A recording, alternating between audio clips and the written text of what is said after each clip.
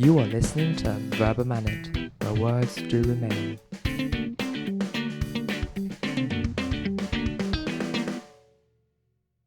Good morning, good afternoon, good evening, dear SPs.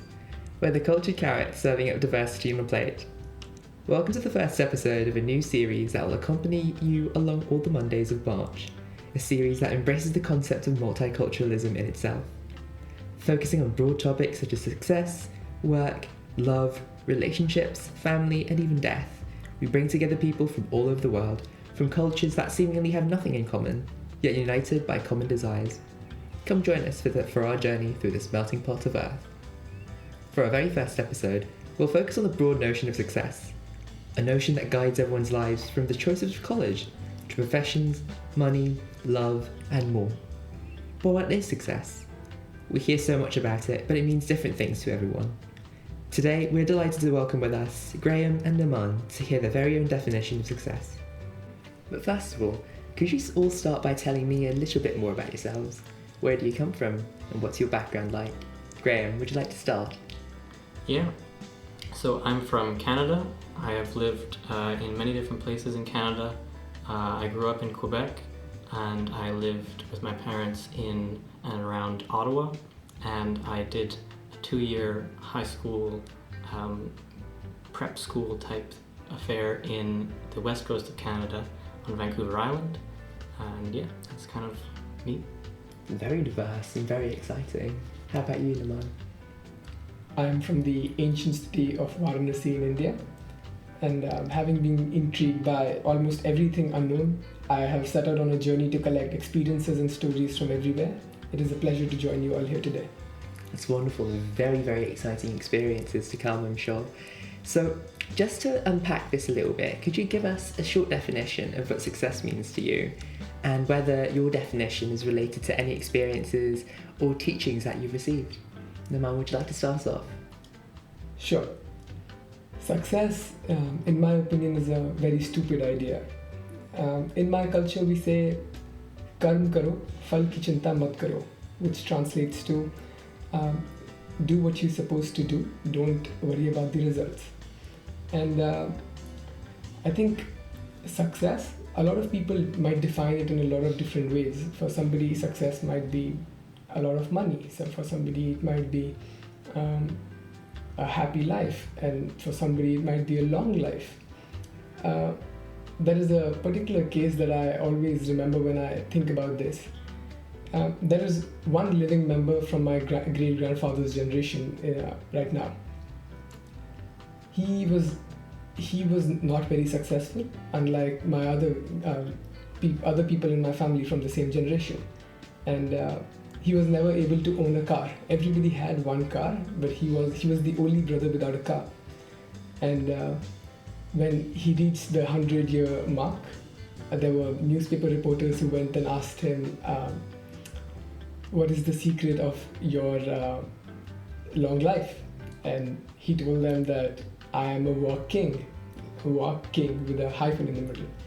And so they asked him, how is it that you were inspired to walk so much? He said, I didn't have an option, I didn't have a car, unlike my brothers.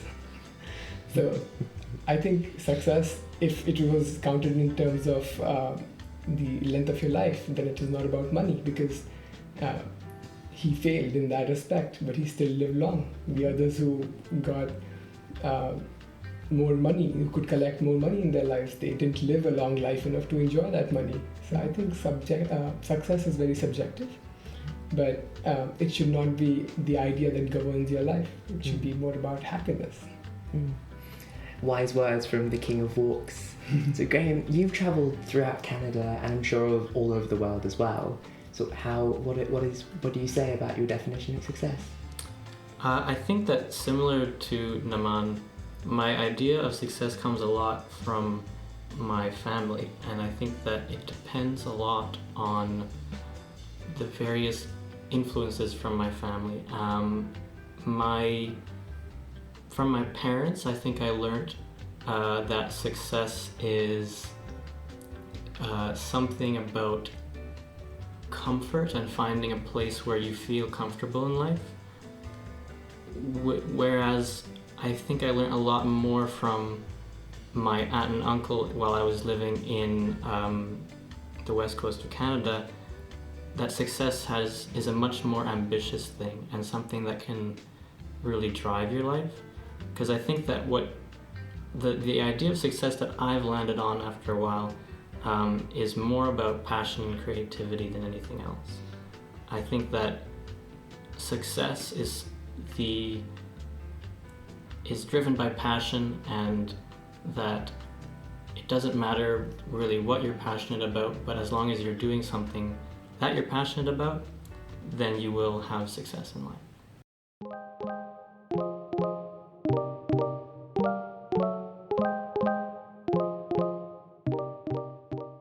So you've had very different definitions of whether even diverging on whether success is a concept that you should embrace. But how does your conception of success, whether it's a good thing or bad thing, what it means to be successful, how does that compare to your parents or grandparents?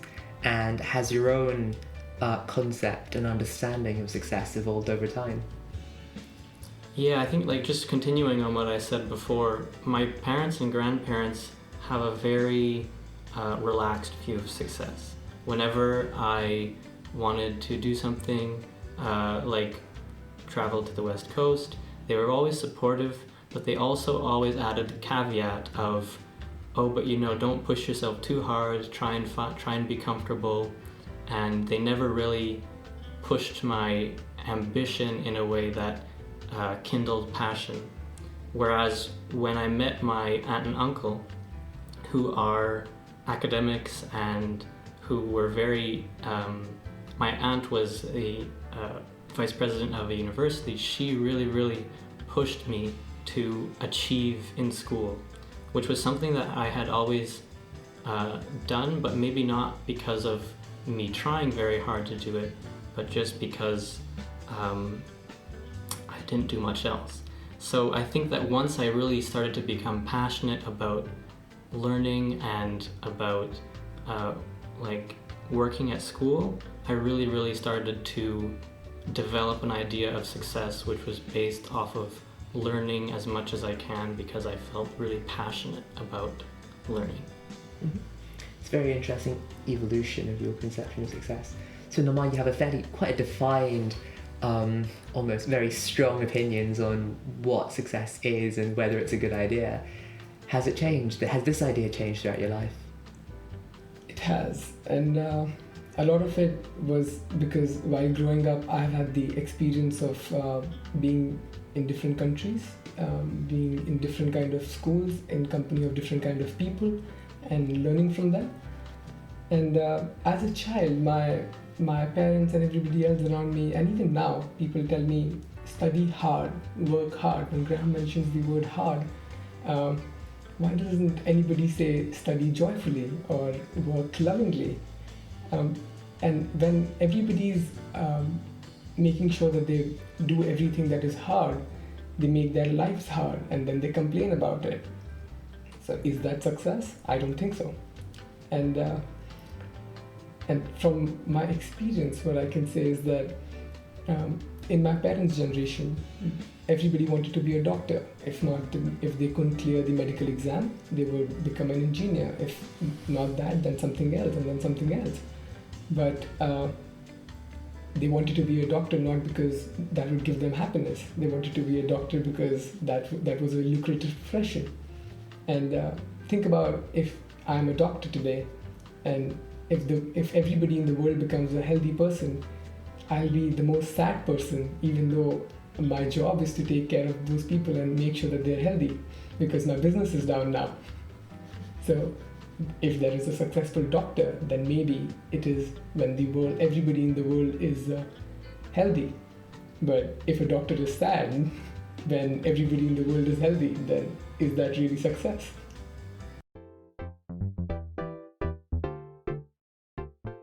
We so often hear about the conflict between two visions of success, the attraction of a high-paid job contrasting with one that allows you to follow your passion. We're all in university right now, and inevitably we're thinking about our next steps moving on from there. Have you ever had this dilemma between, when you have to choose your careers, and do you think that nowadays higher paid jobs are the key to success, and is that also the key to happiness? I don't think so, and this is because I know of a lot of people who are very talented, who have the capability of joining the corporate sector and becoming really successful there and earning loads and loads of money, but they end up heading NGOs, and that is not a bad job, but it is still a low-paying job. But they do it for the happiness. Because when they go out and help somebody, they do it for the joy of helping somebody, and they don't come back home cribbing about how the 9-to-5 job was so hard.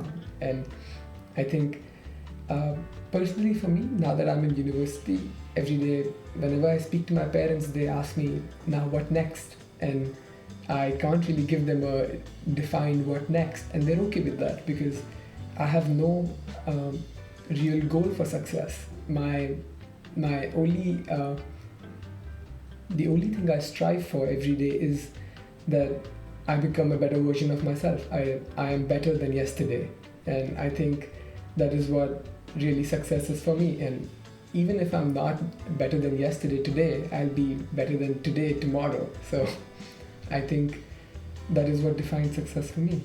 Mm-hmm. I think that I would want to challenge the idea of happiness and the idea of a high-paying job, because to me they're both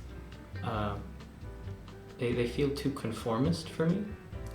Happiness, I think, is the same kind of idea that was promoted to me by my parents and grandparents. They say, we want you to be happy.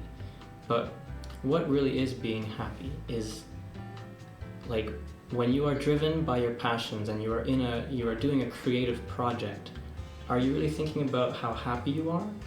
Like, this is maybe a strange example, but I think about physicists who worked on nuclear research, and they were dealing with chemicals that they knew were slowly harming them or killing them, and yet they were still extremely passionate and really engaged in what they were doing.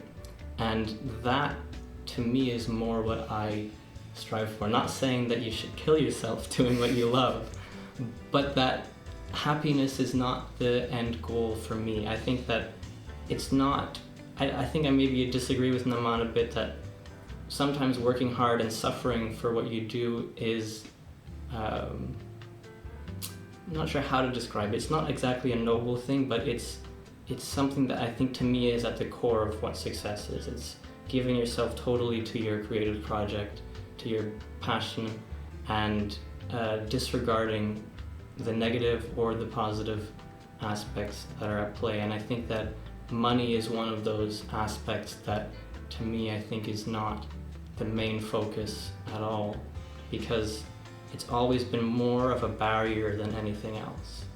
When I've thought about what I want to do, it's always been that last aspect that I take into consideration of, can I afford this?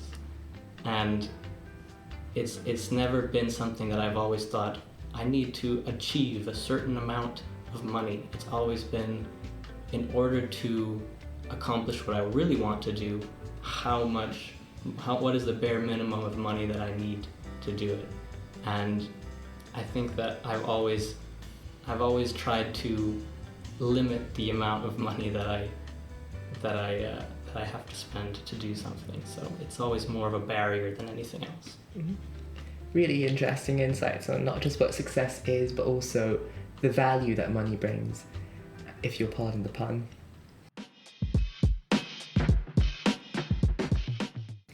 So just, going back on your analogy of the doctor, and to throw out a final question for both of you to wrap things up, are happiness and success the same thing? I don't think so. And although I might have led on to this question somehow, because I always keep talking about happiness over money or happiness over other things, because personally I value happiness over a lot of different things. and it might be different for other people. I think what really matters is being you. And I don't know if the nuclear people working on the nuclear projects who are happy about dying or anything else, but they sure were passionate enough about it to face the consequences even while knowing the same. I think being oneself and finding what you really are, who you really are, what you really want to do and finding what drives you, the passion, is something that we all must strive for, and not a definitive goal for success, because we all are part of nature, and like in nature, a flower does not have the aim of smelling good. It's just itself and it smells good. A tree does not aim to give out oxygen. It's just a byproduct and it is just being itself. And an earthworm does not make manure for you. It is just being itself, and it fertilizes the soil. And like that, maybe just by being yourself and doing what you do is what is right, because there are no good deeds and bad deeds, and there is no success and failure. What might look at one right now might not be the same later, like in the case of my 100-year-old great-grandfather. Yeah, and I think that when talking about happiness, I also believe, I'm a very strong believer that people don't necessarily want to achieve what they think will make them happy. I think that it's a lot more about the drive, that desire to achieve that pulls you along, and it's not necessarily about achieving all of your goals. This is why I really like the more creative aspect of success. Talking about putting yourself, like doing an artistic endeavor just for yourself, just to experience that process. And like for example, I have been getting more into reading and writing really recently, because I really have, like, I've had that more academic side of success. I've been really driven to succeed in that way, but I think that every time that I succeed at something, it doesn't feel like, oh, I'm complete. You know, there's always something beyond that, and that when you're doing something creative, that's sort of implied in it. Whereas when you're trying to achieve something concrete, there's always this assumption that you should feel happy once you're finished. And I don't think that's ever really true. I think that you're always left feeling hungry for more. And then with the creative endeavor, that's the whole point, is that you're never finished with a creative endeavor. You're always continuing to do something. You're always experimenting, and that's what really drives me to continue to create. Fascinating thoughts to conclude our discussion on the very intriguing notion of success and how diverse perspectives on it can be.